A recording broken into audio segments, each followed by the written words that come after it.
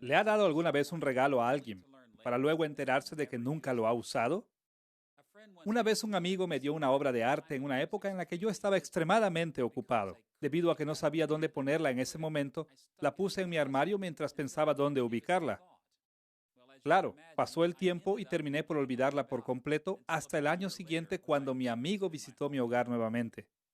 Y al pasar la vista alrededor preguntó, ¿qué te pareció la pintura que te di el año pasado? Mi cara se puso roja en tanto que contestaba, ¿de qué pintura me hablas? Él me miró incrédulo y dijo, creo que eso contesta mi pregunta. Si te hubiera gustado, ciertamente la hubieras usado. Algunas veces esto es cierto en la teología cristiana.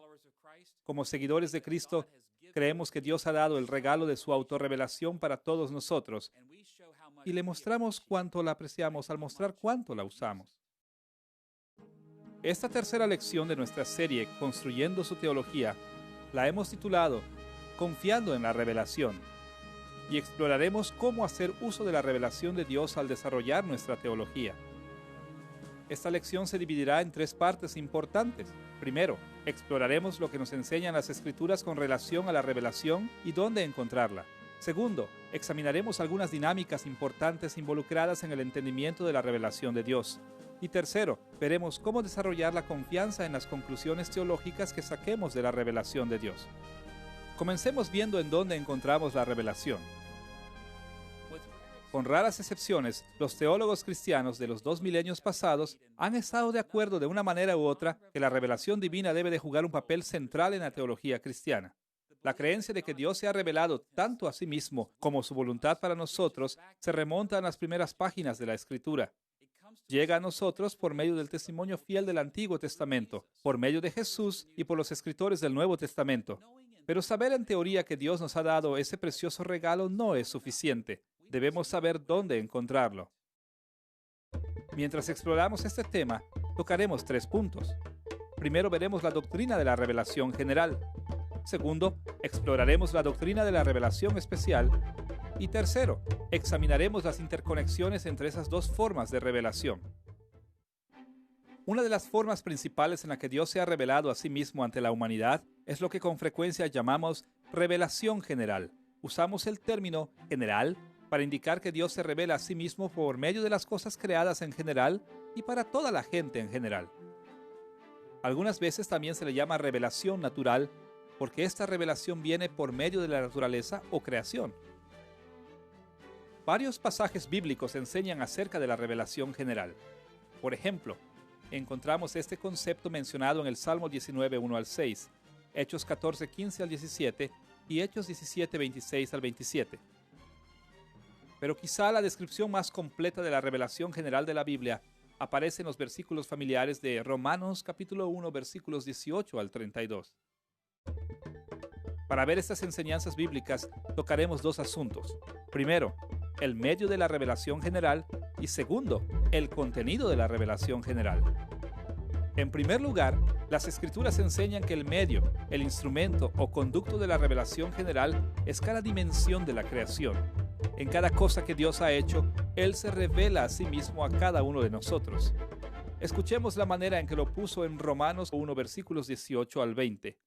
Porque la ira de Dios se revela desde el cielo, pues Dios se lo manifestó, siendo entendidas por medio de las cosas hechas. Estas palabras nos dicen que Dios se nos revela por medio de la creación, o como dice aquí, por medio de las cosas hechas. La revelación viene por medio de galaxias gigantescas en el espacio exterior y por medio de partículas microscópicas en el mundo, por medio de las dimensiones física, abstracta y espiritual de la creación, incluso nuestra propia experiencia como seres humanos. Todo en la creación actúa como mediador de la revelación de Dios. Desafortunadamente, los cristianos frecuentemente toman estas palabras de Romanos 1 como si se refirieran únicamente a la creación en su sentido natural.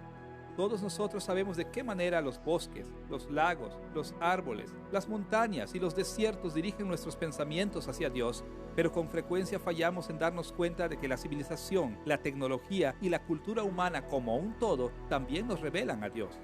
Es importante darnos cuenta que en Romanos 1, Pablo tenía en perspectiva mucho mayor que la creación en su estado natural también se refirió a la creación bajo la influencia de los seres humanos como un conducto de la revelación. Hablando de las perversiones que la cultura humana pecadora trae al mundo, Pablo dijo que la gente ve estas perversiones que cometen los humanos y entienden algo acerca de la voluntad de Dios. Él escribió estas palabras en Romanos 1, versículo 32, quienes, habiendo entendido el juicio de Dios, que los que practican tales cosas son dignos de muerte, no solo las hacen, sino que también se complacen con los que las practican. Estas palabras indican que la revelación general viene por lo que la gente hace con la naturaleza, no solamente por medio de la creación en su estado natural. La tecnología humana, la ciencia, la arquitectura, la política, la vida familiar, el arte, la medicina, la música y otros productos de la cultura humana median la revelación general de Dios. Simplemente no podemos escapar de la revelación de Dios. Nos rodea a cada momento. En segundo lugar, debemos notar que en Romanos capítulo 1 Pablo indicó también el contenido básico de la revelación general. Ahora, desde una perspectiva, Pablo no era muy preciso acerca de lo que la gente conoce por medio de la revelación general. Su falta de especificidad resulta probablemente del hecho de que las diferentes personas en lugares diferentes y en tiempos diferentes encuentran y reconocen diferentes aspectos de la revelación. Sin embargo, Pablo hizo claro que la revelación general revela por lo menos dos tipos de información a los seres humanos: los atributos de Dios y nuestras responsabilidades morales correspondientes. Por un lado, como dijo Pablo en Romanos 1, versículo 20, la creación revela las cosas invisibles de Él, su eterno poder y deidad. En pocas palabras, los atributos de Dios que no pueden verse directamente se ven indirectamente en su creación. Cada persona en el planeta conoce algunas dimensiones del carácter de Dios porque, como lo dijo Pablo en Romanos capítulo 1, versículo 19, Dios se lo manifestó en la revelación general. Por ejemplo, la belleza de la creación nos señala hacia la belleza asombrosa de Dios. Las provisiones de la naturaleza para la vida humana demuestran su bondad. El mero tamaño de la creación revela su enormidad. La complejidad de la creación nos muestra su sabiduría y el poder de la naturaleza refleja su poder divino. Por otro lado, además de demostrar los atributos invisibles de Dios, la revelación general comunica los aspectos de nuestra responsabilidad moral ante Dios. Escuchemos nuevamente la manera en que lo puso Pablo en Romanos 1, versículo 32, al hablar de la pecaminosidad de la raza humana. Quienes, habiendo entendido el juicio de Dios, que los que practican tales cosas son dignos de muerte, no solo las hacen, sino que también se complacen con los que las practican. En otras palabras, varios aspectos de la creación revelan la responsabilidad moral que tenemos delante de Dios. Por ejemplo, las distinciones biológicas entre masculino y femenino revelan nuestra obligación de practicar la heterosexualidad. La dependencia de los hijos en el cuidado paternal revela tanto las obligaciones de los padres para el cuidado de sus hijos como la responsabilidad de los hijos de honrar a sus padres.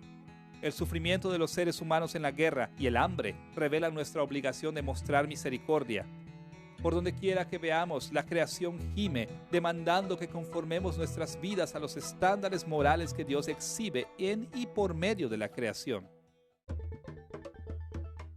Ahora que hemos tocado la doctrina de la revelación general, debemos dirigirnos hacia una segunda forma de revelación, a saber, la revelación especial.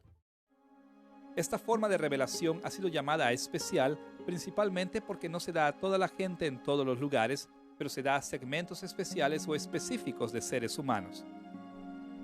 La revelación especial ha tomado muchas formas a lo largo de la historia, pero desde el punto de vista cristiano, Dios se manifestó a sí mismo de la manera más clara y completa en su Hijo Jesús. Hebreos capítulo 1, versículo 1 al 3, ofrecen un breve resumen de la perspectiva cristiana de la revelación especial. Dios, habiendo hablado muchas veces y de muchas maneras en otro tiempo a los padres de los profetas, en estos postreros días nos ha hablado por el Hijo, a quien constituyó heredero de todo y por quien asimismo hizo el universo, el cual, siendo el resplandor de su gloria y la imagen misma de su sustancia. Antes de la venida de Cristo, Dios se reveló a sí mismo y a su voluntad de maneras muy especiales. Él habló directamente a su pueblo, les dio sueños sobrenaturales, abrió sus ojos a las visiones y les habló por medio de profetas, sacerdotes, reyes y sabios. Pero ninguna de estas revelaciones se compara a la plenitud y supremacía gloriosa de la revelación de Cristo, el Hijo de Dios. La vida y las enseñanzas de Jesús son el debut especial de la revelación de Dios. Y por esta razón es bastante apropiado decir que el estándar para la teología cristiana es la revelación de Dios en Cristo. Ahora, esta comisión a Cristo como la revelación suprema de Dios nos guía a varias implicaciones importantes. Pero para nuestros propósitos, una de las implicaciones más importantes y prácticas es que nosotros también debemos de estar comprometidos con las Escrituras como la revelación de Dios. Cualquiera que esté relacionado con Jesús o con los rabinos palestinos del primer siglo, sabe que Jesús veía las Escrituras del Antiguo Testamento como la revelación especial de Dios. Nunca cuestionó las Escrituras, sino que se sometió completamente a ellas e invitaba a otros a hacer lo mismo. Su ejemplo enseña a sus seguidores a confiar de Génesis hasta Malaquías como nuestra guía en todo lo que pensamos, hacemos o sentimos. Más allá, como nuestro gran maestro, Jesús ordenó formular revelaciones autoritativas para la iglesia a sus discípulos especiales, sus apóstoles, y su revelación está resumida infaliblemente en el Nuevo Testamento.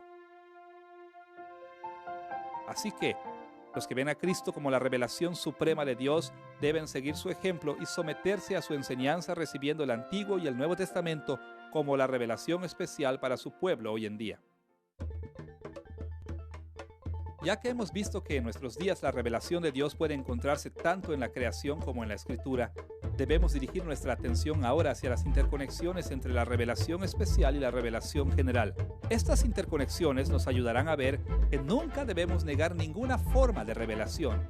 Veremos dos aspectos de este asunto: el traslape entre la revelación general y especial y la necesidad de las dos formas de revelación. Veamos primero el traslape entre las revelaciones general y la especial.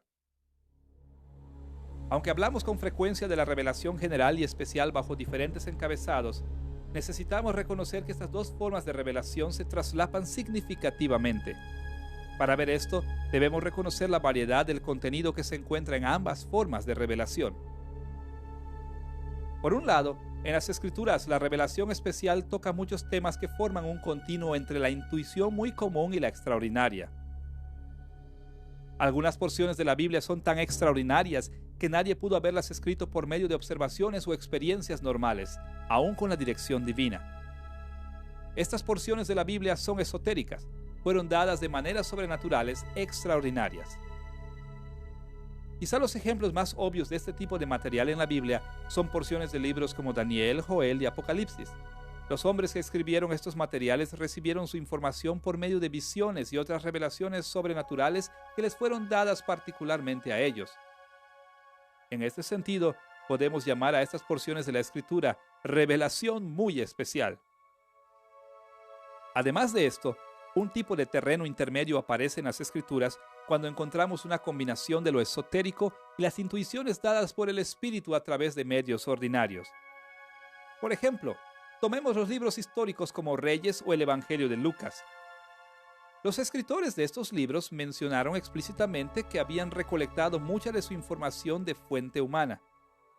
Reyes menciona los anales reales de Israel y de Judá. Lucas menciona testigos oculares de la vida de Cristo de los cuales él juntó su información. Al guiar el Espíritu de Dios a estos escritores bíblicos, fueron agregadas intuiciones sobrenaturales especiales. Tenían intuiciones en la corrección de la información que encontraban en sus fuentes. Intuiciones como de qué manera interpretar las fuentes que tenían. Intuiciones en la información que no encontraban en sus fuentes. Pero en ese sentido, estas porciones de la Biblia mezclan lo esotérico y lo ordinario. Más allá de esto, grandes porciones de la Escritura consisten en más bien intuiciones comunes pero inspiradas. Esto es porque el Espíritu Santo frecuentemente guiaba a los autores bíblicos a hacer observaciones correctas acerca de las experiencias ordinarias. Por ejemplo, en Proverbios capítulo 30, versículo 25, el sabio dice estas palabras: «Las hormigas, pueblo no fuerte, y en el verano preparan su comida». Este enunciado es inspirado y verdadero, pero resulta de observar la naturaleza, no por recibir una visión esotérica.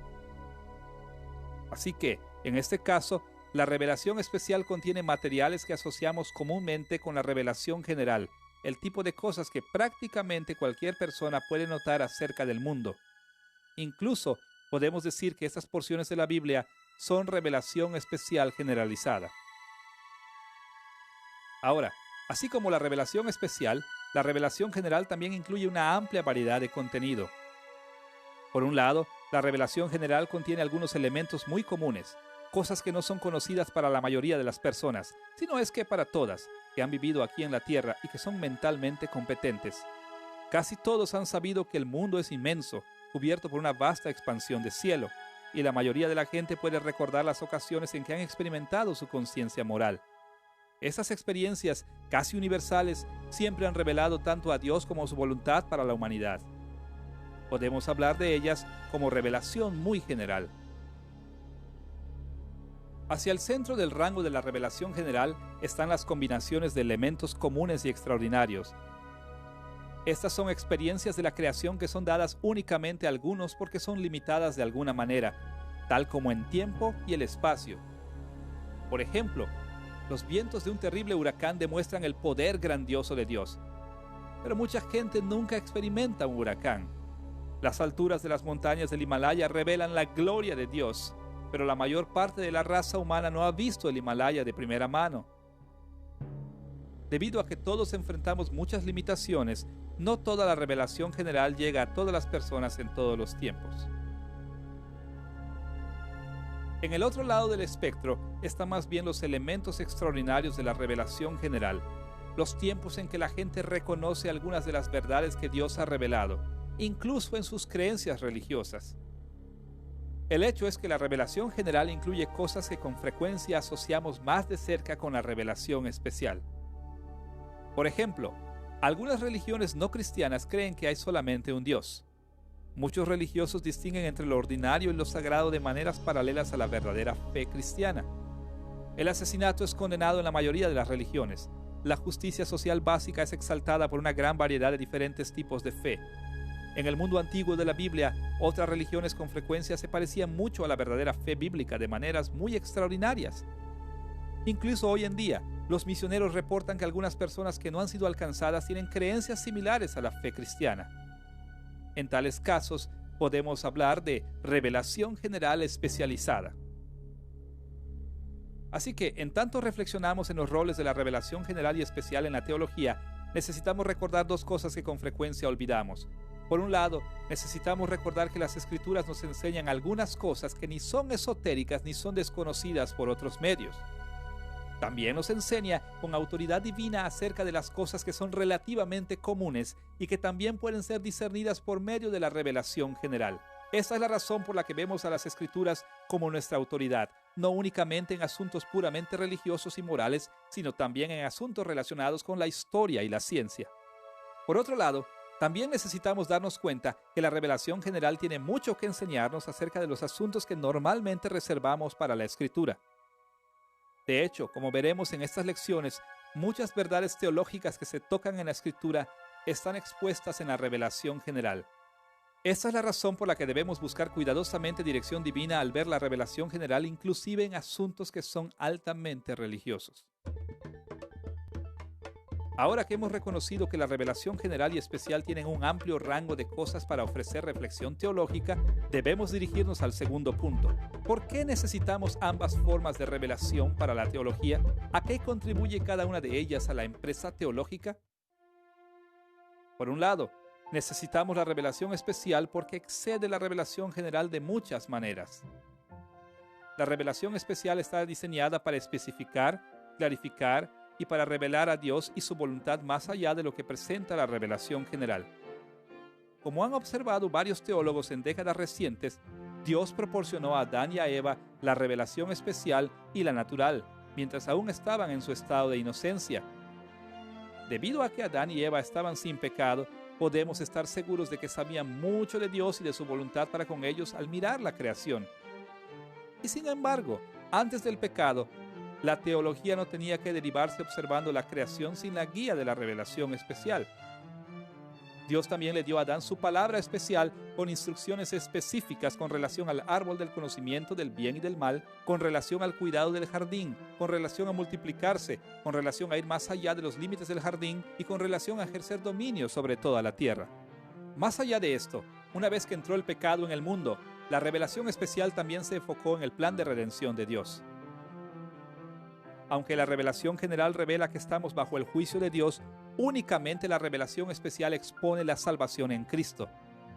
Especialmente desde la caída en pecado, el proceso de construir teología tomando en cuenta la revelación general, lo que ha sido llamado algunas veces teología natural, debe ser guiado por la revelación especial. De otro modo, utilizaremos mal lo que Dios ha revelado en la creación. Con nuestra necesidad de tener la Escritura en mente, también debemos ver nuestra necesidad de la revelación general. ¿Por qué no es suficiente construir nuestra teología teniendo en cuenta simplemente la Biblia? ¿Con qué contribuye la revelación general que no encontramos en la Escritura? Ahora, como hemos dicho, nunca debemos acercarnos a la naturaleza o revelación general sin la guía autoritaria de las Escrituras. Pero al mismo tiempo, debemos darnos cuenta de que las Escrituras únicamente se dirigen directamente a un número limitado de cosas y que las Escrituras hablan relativamente de pocas cosas comparadas con la amplitud de la revelación general. La revelación general proporciona el contexto que requiere la revelación especial con el fin de comunicar. Para aplicar un principio que hemos aprendido en las lecciones anteriores, varios aspectos de la revelación general y la revelación especial forman redes de reciprocidades múltiples. Este papel para la revelación general aparece por lo menos de dos maneras. Por un lado, lo que aprendemos de la revelación general nos capacita para entender la revelación especial. Pensemos en esto de esta manera. Todos nosotros conocemos que una persona debe ser capaz de leer o al menos entender un lenguaje hasta cierto grado para tener acceso a la revelación de la Escritura. Pero ¿cuántos de nosotros hemos aprendido a leer o entender el lenguaje derramándonos encima las palabras de la Biblia sin ayuda de otras fuentes? Ciertamente la respuesta es que ninguno de nosotros aprende de esta manera. La mayoría de nosotros aprendimos un lenguaje de un padre o de alguien que nos cuidaba, con la ayuda de objetos y acciones que involucraban a otros elementos de la creación. Y posteriormente aprendimos a leer por medios similares. Únicamente construyendo sobre lo que ya habíamos aprendido de esos aspectos de la revelación general, fue que entonces estábamos capacitados para acercarnos a la Biblia. De hecho, nuestra dependencia en la revelación general es incluso más profunda al venir a las Escrituras. Ni siquiera tendríamos Biblias que leer si no fuera por lo que la gente aprendió de la revelación general. Los traductores de la Biblia aprenden a traducir, los que imprimen aprenden a imprimir, los editores aprenden a publicar principalmente de la revelación general. En estos sentidos muy básicos, debemos de dar atención a la revelación general porque nos equipa para estudiar la revelación especial. Por otro lado, la revelación general también es necesaria para la aplicación exitosa de la Biblia. Por ejemplo, la Biblia toca muchos temas y da principios infalibles a seguir. Sin embargo, para aplicar esos principios tenemos que saber algo acerca de la creación en la que se están aplicando. La Biblia nos dice que los esposos deben amar a sus esposas, pero para aplicar este principio bíblico tenemos que saber algunas cosas de la revelación general. ¿Qué es un esposo? ¿Qué es una esposa? También tenemos que saber lo que significa mostrar amor a una esposa en particular en su situación específica. En este sentido, la aplicación fiel de la Escritura siempre depende de la revelación general de Dios. Así que, en pocas palabras, vemos que Dios se ha revelado a sí mismo en la revelación general y especial y que Él espera que nosotros encontremos su revelación tanto en la creación como en las Escrituras. Ninguna forma de revelación fue diseñada para permanecer por sí sola. Dios ha ordenado que debemos sostenernos de ambas al construir nuestra teología. Habiendo visto que los cristianos deben encontrar la autorrevelación de Dios tanto en su revelación general como en su revelación especial, debemos dirigirnos hacia nuestro segundo tema. ¿Cómo debemos derivar o desarrollar la teología a partir de la revelación de Dios? Hay que hacer una distinción importante aquí. Al igual que es una cosa diferente que alguien te dé un regalo y otra cosa que tú le des el uso apropiado, asimismo es una cosa que Dios nos dé su revelación y otra cosa que nosotros la usemos apropiadamente en teología. Ahora, Romanos capítulo 1 nos enseña que Dios se ha revelado a sí mismo en la creación con la claridad suficiente para que todos sepan que es digno de adoración y que ellos están bajo su juicio por su rebelión. Sin embargo, entender más allá de sus niveles básicos la revelación general y la especial no es tan simple. Es un complejo proceso de reflexión. Para entender cómo se lleva a cabo este proceso de derivar la teología partiendo de la revelación, enfocaremos nuestra atención en tres direcciones. Primero, exploraremos el obstáculo del pecado. Segundo, exploraremos la iluminación del Espíritu Santo. Luego, en tercer lugar, tocaremos los resultados de esta dinámica en nuestra teología. Veamos primero cómo el pecado es un estorbo al buscar construir teología a partir de la revelación de Dios. Tristemente, debemos de reconocer que el pecado ha tenido un efecto tan severo en los seres humanos que si Dios dejara libre la influencia del pecado, rechazaríamos su revelación con todas nuestras fuerzas.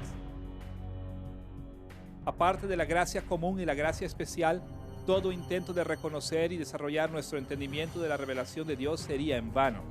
En términos teológicos tradicionales, este problema se llama el efecto noético del pecado, derivado de la palabra griega para mente, nous.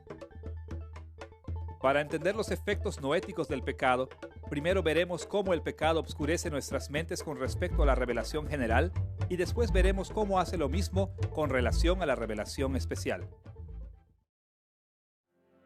Aunque cada persona en la tierra sabe algo de las dimensiones de la revelación general, el pecado causa que extingamos mucho de lo que sabemos y nos ciega a mucho de lo que tiene para ofrecernos la revelación general. En Romanos capítulo 1, versículo 18, Pablo dijo que los gentiles pecadores que sabían la verdad de la revelación general detienen con injusticia la verdad. En otras palabras, el pecado nos obliga a suprimir la verdad que está revelada claramente por medio de la creación. Nosotros negamos y nos alejamos de la revelación general. Pablo también escribió que como los incrédulos violan los principios morales revelados en la naturaleza, Dios los entregó a las concupiscencias de sus corazones, a pasiones vergonzosas y a una mente reprobada. La lujuria y la depravación guían nuestros corazones, así que tenemos, como lo era entonces, visión deteriorada. No es que no podamos ver la verdad de la revelación general, pues sí lo hacemos. Torcemos los hechos de la revelación general para estar en conformidad con nuestros deseos depravados. Llamamos a la verdad mentira y a las mentiras verdad. Llamamos a lo bueno malo y a lo malo bueno.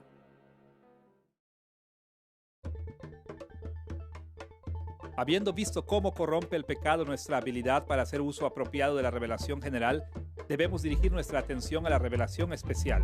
¿Cómo afecta el pecado nuestro uso de la revelación especial, particularmente la revelación de Dios en la Escritura? La Biblia misma muestra que los seres humanos resisten a la enseñanza de las Escrituras si se quedan sin la misericordia de Dios. Jesús comentó sobre esto en Juan capítulo 5, versículos 39 y 40, cuando dijo que los fariseos malversaban el Antiguo Testamento. De la misma manera, Pedro comentó de los escritos de Pablo en 2 de Pedro capítulo 3, versículos 15 y 16, cuando dijo que los indoctos e inconstantes tuercen, como también las otras escrituras. Separados de la gracia de Dios, los seres humanos tienden a tratar de manera errónea y torcer las escrituras. Este problema de mala interpretación pecaminosa de la Biblia no está limitada a los incrédulos, también infecta a los creyentes. Un ejemplo que fácilmente viene a la mente es cuántos teólogos europeos y americanos creyeron que las escrituras apoyaban el comercio de esclavos africanos de los siglos XVIII y XIX. ¿Cómo era esto posible? ¿Cómo pudieron interpretar erróneamente las escrituras? La respuesta es que el pecado obstaculiza incluso nuestra habilidad para manejar las escrituras. No importa la fuerza de nuestro intelecto o la profundidad de nuestro conocimiento bíblico, debemos estar absolutamente convencidos de que todos nosotros estamos torciendo y pervirtiendo la revelación especial de alguna manera. Mientras más estamos conscientes de nuestras limitaciones e inclinaciones, más podemos prevenir este tipo de mala interpretación. Pero todos nosotros iremos a la tumba ignorando algunas de las formas en que hemos mal interpretado la Biblia. El efecto noético del pecado explica muchos de los problemas que encontramos cuando estamos deduciendo teología de la revelación de Dios. Tanto las Escrituras como la creación revelan a Dios y su voluntad para nosotros, pero nosotros que interpretamos la revelación de Dios somos pecadores. No siempre entendemos su revelación en la creación o en la Escritura. Esta es la triste realidad de hacer teología en un mundo caído.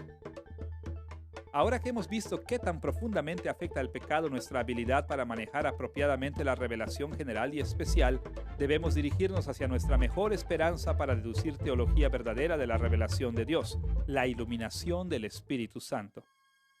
Muy a menudo los cristianos no entienden la magnitud que tiene en nuestras vidas el ministerio personal del Espíritu Santo para derivar la verdadera teología. En cambio, ponemos nuestra confianza en nuestras habilidades naturales que poseemos como seres humanos. En el espíritu de la ilustración modernista, pensamos que podemos construir una teología verdadera si somos racionales y si aplicamos métodos bien definidos a la revelación de Dios. Pero en realidad, nuestras habilidades racionales no existen aisladas de la condición caída de la creación. En nuestro estado caído, el pecado obscurece nuestras mentes, incluyendo nuestras habilidades lingüísticas y lógicas, así que frecuentemente fallamos en entender apropiadamente la revelación. Algo más se necesita, algo que le dé poder a nuestra razón y a nuestra lingüística, algo que nos capacite para entender la revelación general y especial como son en realidad y de esta manera formar la teología verdadera. Únicamente la iluminación del Espíritu Santo de Dios puede traer tal luz a nuestros ojos ciegos. Para explorar la iluminación del Espíritu, veamos primero cómo otorga intuiciones a la revelación especial y después cómo abre nuestros ojos para ver la revelación general también. En la teología tradicional protestante, el término iluminación se aplica frecuentemente a la obra del Espíritu al dar discernimiento en la revelación especial. El Espíritu Santo trabaja en nosotros, renovando nuestras mentes para que podamos aprender, aceptar y aplicar la palabra de Dios. Escuchemos la forma en que Pablo estableció esta verdad en Efesios 1, versículos 17 y 18. Para que el Dios de nuestro Señor Jesucristo, el Padre de gloria, os dé espíritu de sabiduría y de revelación en el conocimiento de Él, alumbrando los ojos de vuestro entendimiento, para que sepáis cuál es la esperanza a que Él os ha llamado. Ahora, es importante darse cuenta que la iluminación del Espíritu Santo a la revelación especial funciona en muchos niveles. Por un lado, las Escrituras hacen claro que el Espíritu de Dios opera de maneras no redentoras para que los no cristianos entiendan muchos aspectos de la revelación especial. Según Números capítulo 24, versículo 2, el Espíritu de Dios vino sobre Balaam, el profeta pagano, dándole discernimiento. Y en Juan capítulo 11, Caifás el sumo sacerdote, que jugó eventualmente un papel significativo en la crucifixión de Jesús, profetizó verdaderamente con relación a la crucifixión de Jesús. En Mateo capítulo 21, los fariseos entendieron que la parábola de los labradores malvados se aplicaba a ellos, pero respondieron con un complot para matar a Jesús en lugar de un arrepentimiento genuino. De manera similar, el escritor de Hebreos capítulo 6, versículo 4, habló específicamente de la iluminación del Espíritu a gente cuya salvación cuestionó posteriormente. Podemos llamar a estos ejemplos las operaciones comunes del Espíritu, en el contexto de la gracia común. Estos son algunos de los papeles no redentores que realiza el Espíritu en el mundo. Esta es la razón por la cual incluso los no creyentes pueden entender y enseñar la teología que está de acuerdo con las Escrituras. Es el resultado de la obra del Espíritu en ellos, aunque no sean redimidos. Al mismo tiempo, es importante recordar que la Iglesia es el templo del Espíritu. La Iglesia es la depositaria de su presencia especial y de su ministerio en el mundo. Él da al pueblo redimido conocimiento salvador de la palabra de Dios. Y sería bueno esperar que la obra iluminadora del Espíritu fuera mayor entre los creyentes que entre los no creyentes. De hecho, estaría bien esperar que los teólogos creyentes aprendieran del Espíritu de maneras que excedan a los no creyentes. Este papel vital de la iluminación del Espíritu a nuestras mentes hacia la revelación especial denota un asunto muy importante que cada teólogo cristiano debe recordar. Debido a que únicamente el Espíritu nos ilumina, los teólogos cristianos deben dedicarse conscientemente y devotamente a estar en comunión con el Espíritu. La teología cristiana no es para ser un proyecto impersonal que logramos por medio de nuestros propios esfuerzos. Se requiere el contacto altamente personal con el Espíritu Santo, y la sensibilidad santificadora a su obra si esperamos deducir la teología verdadera de la revelación especial. Tenemos razones para esperar que nuestras conclusiones teológicas se deriven apropiadamente de las Escrituras solo cuando buscamos sinceramente la guía del Espíritu de gracia. Teniendo en mente la iluminación del Espíritu en la revelación especial, ahora nos dirigimos a la revelación general. La mayoría de los cristianos están familiarizados con la idea de que para entender y aplicar las Escrituras correctamente necesitamos la iluminación del Espíritu.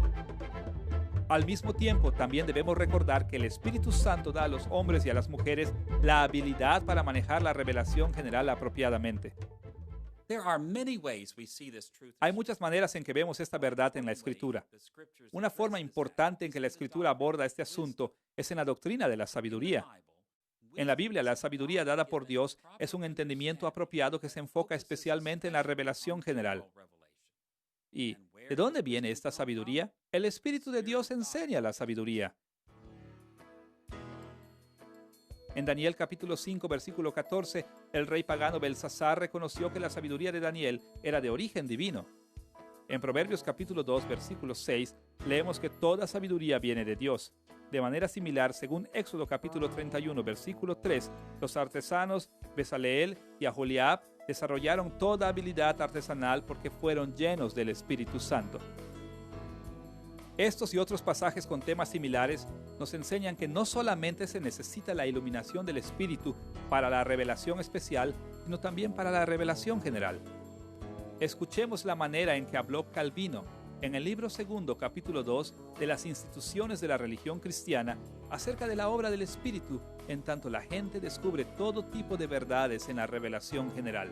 Por lo tanto, cuando al leer los escritores paganos veamos en ellos esta admirable luz de la verdad que resplandece en sus escritos, ello nos debe servir como testimonio de que el entendimiento humano, por más que haya caído y degenerado de su integridad y perfección, sin embargo, no deja de estar aún adornado con excelentes dones de Dios. Si reconocemos al Espíritu de Dios por única fuente y manantial de la verdad, no desecharemos ni menospreciaremos la verdad donde quiera que la halláremos, a no ser que queramos hacer una injuria al Espíritu de Dios. Si pues Dios ha querido que los infieles nos sirviesen para entender la física, la dialéctica, las matemáticas y otras ciencias, sirvámonos de ellos en esto. Como dijo Calvino aquí, el Espíritu de Dios enseña la verdad de la revelación general como única fuente de verdad.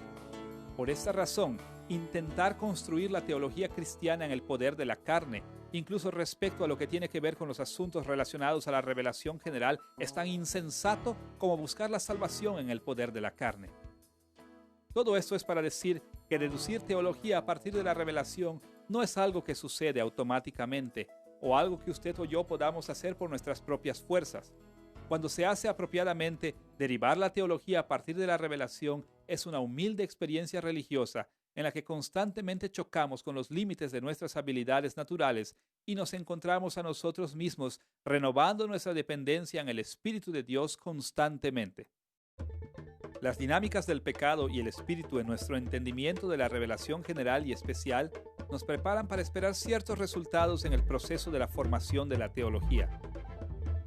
Con frecuencia, la tensión entre el pecado y el Espíritu nos causa que enfrentemos situaciones en donde los hallazgos de la revelación especial y general parecen ser incompatibles. Construir una teología es relativamente simple siempre y cuando todo lo que creamos de las Escrituras encaje fácilmente en nuestro entendimiento de la revelación general. Por ejemplo, no es difícil creer que la Biblia es verdadera históricamente siempre y cuando haya evidencias científicas que parezcan apoyarla. No es difícil afirmar que robar es inmoral debido a que hay muchas personas que ven la decadencia social que causa el robar. Pero seamos honestos unos con otros. Frecuentemente leemos una cosa en la Biblia, pero encontramos algo que parece bastante contrario en el mundo en derredor nuestro. Aprendemos algo de nuestra experiencia de la vida, pero después descubrimos que la Biblia parece enseñar lo opuesto. Ahora, como hemos visto, los cristianos deben construir teología confiando tanto en la revelación general como en la especial. No podemos tratar esos problemas simplemente rechazando la revelación especial o rechazando la revelación general. ¿Cómo podemos entonces manejar los conflictos aparentes entre esas dos fuentes de revelación? ¿Qué hacemos cuando encontramos algo en la Biblia que parece contrastar con los hallazgos de la ciencia o de la experiencia ordinaria? Ahora, como hemos visto, los cristianos deben construir teología confiando tanto en la revelación general como en la especial. No podemos tratar esos problemas simplemente rechazando la revelación especial o rechazando la revelación general. ¿Cómo podemos entonces manejar los conflictos aparentes entre esas dos fuentes de revelación? ¿Qué hacemos cuando encontramos algo en la Biblia que parece contrastar con los hallazgos de la ciencia o de la experiencia ordinaria? En primer lugar, debemos entrar en estas situaciones con la firme convicción de que la revelación general y especial realmente nunca se contradicen la una a la otra. Tanto en la revelación general como en la especial, el mismo Dios está hablando, el Dios que dice únicamente verdades porque Él no puede mentir. Lo que es más, también debemos darnos cuenta de que Dios no tiene dificultad en unir lo que revela de toda la creación y en la Escritura. Sin importar qué tan irreconciliables nos parezcan esas dos fuentes de revelación, sabemos que desde el punto de vista de Dios, y por lo tanto es una realidad, son tanto verdaderas como compatibles. En segundo lugar, debemos recordar que cuando hablamos de lo que sabemos de la revelación especial y general, nunca estamos tratando con revelación per se, sino con nuestro entendimiento de la revelación. Entendimiento que siempre está lejos de la perfección. Aunque la revelación general y especial nunca están realmente en conflicto porque ambas provienen de Dios, nuestro entendimiento de ellas ciertamente puede estar en conflicto porque proviene de nosotros. Hay 4 maneras de evaluar la situación cuando nos encontremos con aparentes discrepancias entre la revelación especial y la general. Primero, siempre es posible que hayamos mal interpretado la revelación especial y que hayamos cambiado nuestra interpretación de la Biblia sin rechazar la Biblia misma. Segundo, el conflicto se puede dar cuando hayamos malinterpretado la revelación general. Frecuentemente sacamos conclusiones de la experiencia que deben ser corregidas por la Escritura. Tercero, podemos malinterpretar tanto la revelación especial como la general. Siempre es viable que nuestras experiencias del mundo no parezcan encajar con lo que enseña la Biblia, porque hemos fallado en abrazar correctamente tanto la Biblia como nuestra experiencia. Cuarto, pudimos haber encontrado un misterio que simplemente está más allá de nuestra comprensión humana. Por ejemplo, nuestra experiencia de la revelación general nos guía ciertamente a no esperar que 3 personas sean una. Sin embargo, eso es lo que nos enseña la Biblia acerca de Dios. ¿Cómo podemos reconciliar esos dos puntos de vista? No podemos. La doctrina de la Trinidad es un misterio más allá de nuestro alcance. Ahora, no podemos estar diciendo siempre cuál de estas 4 situaciones estamos enfrentando, pues no es práctico. Así que muchas veces debemos actuar simplemente en base a dónde ponemos el peso de la prueba. ¿Ponemos una carga más pesada de prueba en nuestra interpretación de la Escritura o en nuestra interpretación de la revelación general? Bueno, los cristianos van en diferentes direcciones con relación a este asunto. Por un lado, los cristianos que frecuentemente llamamos más liberales tienden a aceptar su entendimiento de la revelación general más rápidamente de lo que tienden a someterse a su entendimiento de la Biblia. Pero los cristianos que frecuentemente llamamos más conservadores tienden a aceptar su entendimiento de la revelación especial cuando surge un conflicto. Esta segunda estrategia es la más sabia. Debemos seguir lo que entendemos que enseña la Escritura, a menos que las evidencias de nuestras reflexiones acerca de la revelación general sean arrolladoras. Cristo y sus apóstoles respaldaron las Escrituras como nuestra guía para entender la vida, así que debemos estar listos a someternos a ellas cuando surgen conflictos aparentes. Como dijo Pablo en 2 de Timoteo capítulo 3 versículo 16, toda la Escritura es inspirada por Dios y útil para enseñar, a fin de que el hombre de Dios sea perfecto, enteramente preparado para toda buena obra. Sin embargo, al mismo tiempo, en buena fe siempre debemos recordar que debido a que nuestro entendimiento está agrietado por el pecado, debemos volver a revisar los problemas una y otra vez. La práctica de los creyentes fieles a través de los años ha sido someter sus juicios a lo que ellos creen que enseña la Biblia, aunque saben que puede ser que tengan que corregir su entendimiento de la Escritura posteriormente. Esta manera de sabiduría y sumisión nos llama a hacer teología de lo que creemos sinceramente que enseña la Biblia. El hecho que derivar teología de la revelación es enfrentarse con dificultades que resultan de la dinámica del pecado y el espíritu arroja un tercer tema principal en esta lección. En tal situación compleja, ¿cómo podemos desarrollar confianza en las posiciones teológicas que sustentamos? Hay un dicho muy popular que usamos entre los cristianos evangélicos que dice algo así: Dios lo dijo, yo lo creo, eso basta. Bueno, de muchas maneras este enunciado es verdadero. Dice lo que hemos estado diciendo a lo largo de esta lección. Si Dios ha revelado algo, entonces debemos de creerlo y eso debe de bastar. Pero este dicho pasa por alto el hecho de que no siempre entendemos correctamente la revelación de Dios. Simplemente porque pensamos que Dios dijo algo, no quiere decir que realmente lo hizo. Así que tenemos que hacer una pregunta muy seria. ¿Cómo podemos desarrollar confianza en que hemos entendido correctamente la revelación de Dios de tal manera que podamos decir con certeza, ¿Dios lo dijo y eso basta? Para explorar el desarrollo de la confianza en teología, veamos 3 consideraciones. Primero, veremos que la confianza en las posiciones teológicas tiene una cualidad análoga. Segundo, exploraremos cómo resulta por lo regular la confianza desde un proceso de deferencia. Y tercero, exploraremos cómo debemos establecer la alineación apropiada de confianza con relación a diferentes posiciones teológicas. Veamos primero la idea de que la confianza en conclusiones teológicas tiene una cualidad análoga, no binaria.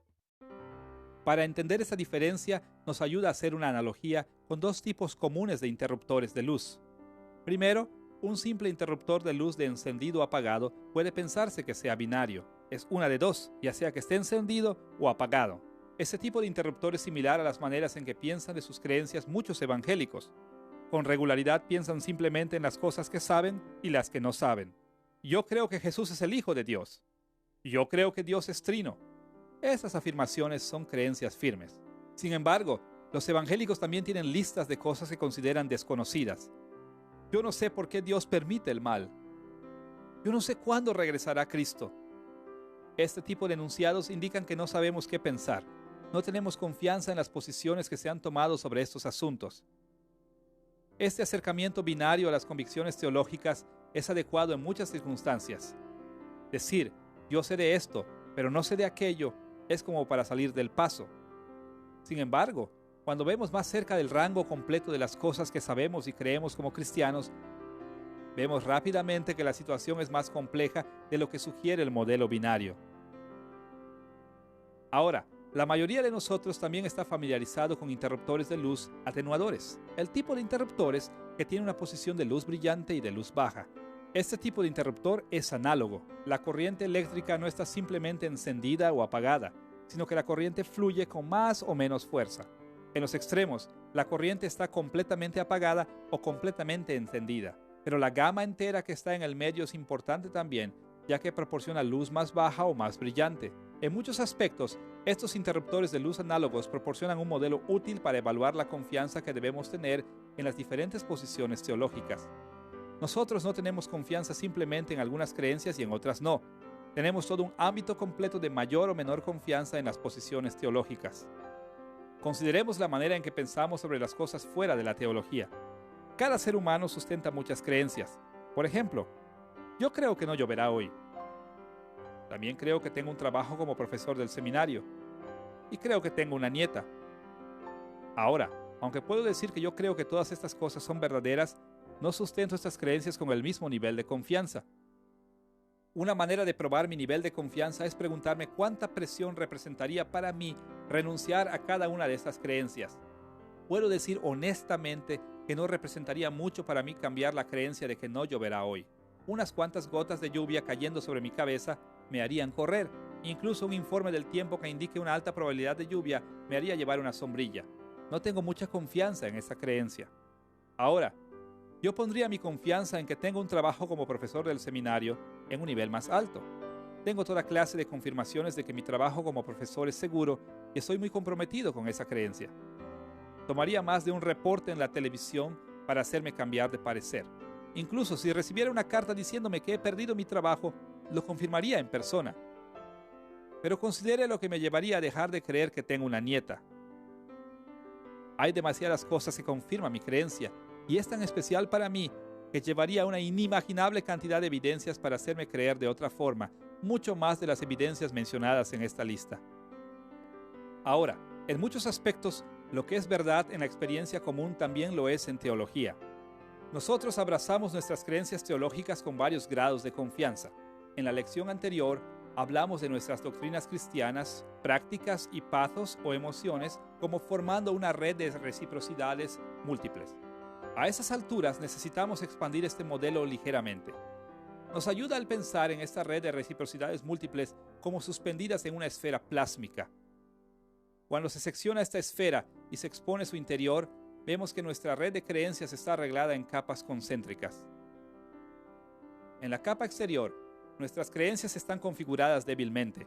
La capa de fuera representa las múltiples posiciones teológicas que pertenecen a la periferia de nuestra red de creencias. Tenemos poca confianza en ellas, estamos poco comprometidas con ellas y nos encontramos a nosotros mismos que con mucha facilidad y casi todo el tiempo las vamos cambiando, removiendo y agregando. En el centro o núcleo de la esfera, nuestra red de creencias está entretejida tan herméticamente que parece ser casi una unidad sólida. El centro de nuestra red consiste en nuestras creencias medulares, las configuraciones teológicas centrales de nuestra fe, las que abrazamos con niveles muy elevados de confianza. Es muy difícil modificar, remover o agregar a esas creencias esenciales porque cuando lo hacemos hay un efecto dramático que reconfigura grandes porciones de todo lo que creemos. Finalmente, entre la médula y la capa externa, hay una serie de capas hechas de redes de creencias tejidas más o menos firmemente. Las capas más cercanas al centro están configuradas más densamente y son más difíciles de modificar. Las capas más lejanas al centro están configuradas con menos densidad y son menos difíciles de cambiar. Ahora, el arreglo de la red de creencias variará de persona a persona, de tradición a tradición y de un tiempo y lugar a otro. Sin embargo, varios niveles de confianza aparecen en cada teología cristiana. Creemos muchas clases de cosas como cristianos, pero no debemos esperar creer todas con la misma medida de confianza. Algunas creencias están en la periferia, otras en la médula y todas las demás entre la una y la otra. Siempre es cuestión de mayor o menor confianza. Esto es lo que queremos decir cuando decimos que la confianza teológica es análoga. Este entendimiento de nuestra red de creencias crea una pregunta.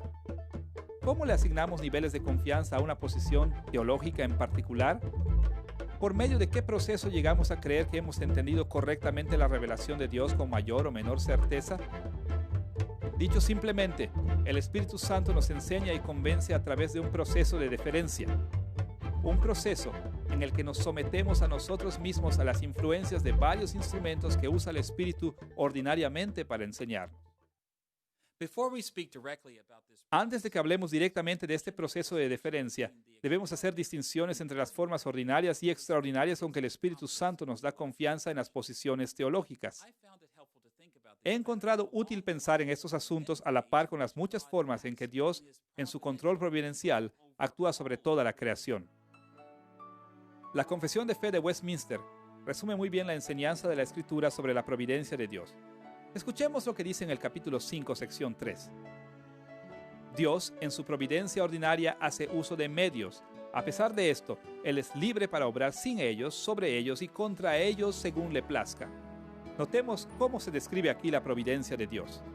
Este enunciado describe cómo usa Dios las causas secundarias o crea instrumentos para llevar a cabo su voluntad en la tierra. Él elabora su plan ordinariamente por medio de causas secundarias. Él usa instrumentos creados para lograr sus objetivos, pero al mismo tiempo, Dios no está encerrado en esta forma ordinaria. Él es libre de lograr su voluntad sin instrumentos creados, por encima de ellos e incluso en contra de ellos. De manera muy similar, es útil distinguir entre las maneras ordinarias y extraordinarias en que el Espíritu Santo nos ilumina y confirma nuestras posiciones teológicas. De cuando en cuando todos los cristianos hemos experimentado que el Espíritu Santo nos da discernimiento y fuertes convicciones, incluso cuando no las estábamos buscando. Algo viene a nuestra mente cuando no lo esperamos. Los compromisos crecen en nosotros sin ninguna explicación. En muchas situaciones como estas, El Espíritu de Dios está trabajando sin, por encima y en contra de las causas secundarias que usa normalmente. Este tipo de obras extraordinarias del Espíritu son importantes, pero en la teología formal estamos más comprometidos con los procesos ordinarios que el Espíritu usa. Como ya hemos visto, la Iglesia ha reconocido tres formas principales en las que el Espíritu otorga iluminación ordinaria mediante la identificación de tres áreas principales para el entrenamiento teológico formal de los líderes de las iglesias en los seminarios. Primero, la división bíblica del plan de estudios que tiene que ver con la exégesis de la Escritura. Segundo, la división doctrinal e histórica del plan de estudios que tiene que ver con la interacción en la comunidad. Y tercero, la división de la teología práctica del plan de estudios que está relacionado con el vivir cristiano. Siguiendo esta línea de pensamiento, es muy útil describir las maneras ordinarias en que el Espíritu otorga confianza teológica como un proceso de deferencia o sometimiento de nosotros mismos a las influencias de la exégesis de la Escritura, de la interacción en la comunidad y del vivir cristiano. Exploraremos estas tres influencias en detalle en futuras lecciones, pero será de ayuda presentarlas en esta ocasión. En primer lugar, el Espíritu de Dios nos ilumina y nos confirma nuestro aprendizaje para deferir las influencias de la exégesis o interpretación bíblica apropiada. El campo de la exégesis, que es el aprendizaje de habilidades por las que podemos discernir la enseñanza de la Escritura, es uno de los medios de iluminación más importantes, comunes y efectivos, así como para edificar la confianza. ¿Quieres saber lo que Dios ha revelado en la Escritura? ¿Quieres estar seguro de esto? Ordinariamente debemos de emplear habilidades exegéticas que nos equipen para manejar la Biblia responsablemente. Debido a que la deferencia para con la exégesis de la Escritura es tan vital para el proceso de desarrollar teología cristiana, dedicaremos mucho de nuestro tiempo discutiendo esta área en las lecciones subsiguientes. En segundo lugar, el Espíritu de Dios usa comúnmente la interacción en la comunidad para iluminar nuestras mentes y confirmar nuestras convicciones. La exégesis bíblica directa no es la única influencia que necesitamos en teología. También necesitamos la ayuda de la revelación general, especialmente la interacción con otras personas. De hecho, la exégesis directa sin la comunidad es muy peligrosa. Como veremos una y otra vez, el primer paso hacia la herejía es frecuentemente la exégesis. Interactuar con otros, aprender y evaluar sus opiniones de lo que ha revelado Dios, debería ser una influencia crucial en nuestra teología. En el sentido más amplio, Dios ha ordenado la interacción con toda la raza humana para ayudarnos, pero la interacción entre creyentes, donde el Espíritu habita en su plenitud, es especialmente importante para el proceso.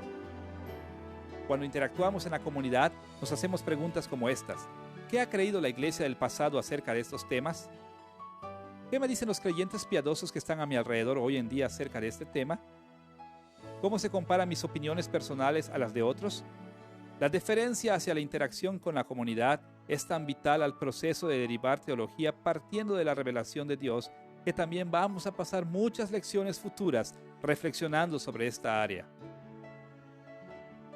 En tercer lugar, el vivir cristiano también juega un papel muy importante para darnos seguridad de que estamos siguiendo la dirección del Espíritu. Cosas como las experiencias de éxito y fracaso, las oraciones, la adoración y el servicio a Dios son dimensiones de la revelación general que también son instrumentos que usa ordinariamente el Espíritu para iluminarnos y convencernos de las posiciones teológicas. Vivir por Cristo nos prepara para una buena exégesis bíblica y para una interacción con otros. Y un caminar fiel con Dios también es la arena dentro de la cual probamos nuestras posiciones teológicas. Lo que somos y lo que experimentamos al vivir por Cristo es la tercera influencia principal para lo cual debemos deferir. El Espíritu usa el vivir cristiano para iluminar nuestras mentes y darnos confianza de que hemos entendido la revelación de Dios correctamente. Y tocando este tema, pasaremos un buen número de lecciones en estas series investigando el vivir cristiano. Hasta este punto hemos visto que la seguridad teológica es un asunto de grados y que el Espíritu de Dios ordinariamente usa las influencias de la exégesis, la comunidad y el vivir cristiano para darnos seguridad. Ahora estamos en posición para ver cómo debemos alinear apropiadamente los niveles de seguridad que tenemos en nuestras diversas creencias. Vamos a regresar una y otra vez al concepto de alineación apropiada en estas lecciones, pero será de mucha ayuda presentar la idea básica en esta ocasión. Déjeme sugerir un modelo para el entendimiento de cómo funciona la alineación apropiada. Yo llamo a este modelo el cono de la certeza. Imagine que removemos una sección de una esfera de nuestra red de creencias, perforando un cono que va desde el borde exterior hacia el núcleo. Poniendo este cono vertical, las capas del cono forman una escala de seguridad sobre las cuales sostenemos nuestras creencias. En la cima del cono están nuestras creencias centrales. En el fondo del cono está el borde externo de nuestras creencias. Entre la cima y el fondo están las creencias que sostenemos con diferentes niveles de convicción. Una de nuestras responsabilidades principales como teólogos cristianos es determinar en qué nivel ubicar las creencias particulares. Una vez que hemos decidido que una posición teológica pertenece a la fe cristiana, queremos saber dónde debemos ponerla en el cono de la certeza. ¿Se debe poner hacia la cima, en los niveles más altos de seguridad? ¿O debe ubicarse hacia el fondo, en las medidas más bajas de seguridad? Ahora, no hay duda que en ocasiones el Espíritu Santo va a crear niveles de confianza en nosotros de maneras extraordinarias. Podemos encontrarnos a nosotros mismos absolutamente convencidos de algo contando con poca justificación para estarlo. Podemos dudar sobre un punto de vista teniendo poca habilidad para explicar por qué. A veces solamente sentimos o percibimos que algo es verdadero o falso. Debemos tener cuidado con este tipo de experiencias y someterlas a la evaluación de la palabra de Dios, pero estas obras extraordinarias del Espíritu de Dios no deben ignorarse. Pero, ¿cuál es la manera ordinaria que usa el Espíritu para guiarnos al determinar dónde ubicar las creencias en el cono de la certeza? En términos generales, podemos decir que con raras excepciones, debemos de alinear nuestros niveles de seguridad con los resultados de la deferencia fiel en relación a las influencias de la exégesis, la comunidad y el vivir cristiano. Al buscar estar bajo sus influencias, el Espíritu pone muchas de nuestras convicciones en la alineación apropiada. Ahora, en un nivel práctico, deferir las influencias de la exégesis, la comunidad y el vivir cristiano requiere que nosotros nos hagamos por lo menos dos preguntas básicas. Primero, ¿cuánta armonía existe entre la exégesis, la comunidad y el vivir cristiano en un asunto en particular? Mientras más armonía haya, más seguridad debemos tener en que hemos entendido correctamente un asunto en particular. La segunda pregunta se puede poner de esta manera. Cuando hay una desarmonía significativa, ¿la fuerza de una influencia supera significativamente a las otras? Cuando el peso de una o dos influencias es fuerte, tendemos a situar esta creencia en un nivel alto del cono de la seguridad. Pero cuando las influencias de la exégesis, la comunidad y el vivir cristiano no están en armonía y tienen casi el mismo peso, tendemos a ubicar estas creencias en niveles bajos en el cono de la certeza. Ahora, debemos estar claros de que no hay una manera mecánica para abordar la tarea de una alineación apropiada. No hay cálculo matemático que podamos usar. El proceso es más bien un arte que una ciencia y constantemente debemos buscar la bendición de Dios al llevar a cabo esta tarea. Sin embargo, el proceso de deferencia es el camino por el cual el Espíritu guía ordinariamente a su pueblo. Al involucrarnos nosotros mismos en las influencias de la exégesis, la interacción con la comunidad y el vivir cristiano, el Espíritu nos guiará hacia el objetivo de la alineación apropiada de nuestras creencias en el cono de la certeza. En esta lección hemos explorado cómo confiar en la revelación de Dios en el proceso de construir nuestra teología. Hemos visto que Dios nos ha dado la revelación especial y la general, así que nosotros debemos depender de su revelación tanto en la creación como en la Escritura. También notamos que la derivación de la teología partiendo de la revelación está dañada por los efectos del pecado, pero se puede llevar a cabo por la iluminación del Espíritu Santo. Finalmente, hemos visto que deferir las influencias de la exégesis bíblica, la interacción en la comunidad y el vivir cristiano nos ayudará a determinar qué niveles de seguridad son apropiados para las posiciones teológicas particulares que sostenemos. Con estos conceptos en mente, estaremos capacitados para seguir adelante hacia el objetivo de desarrollar una teología que se base en la revelación.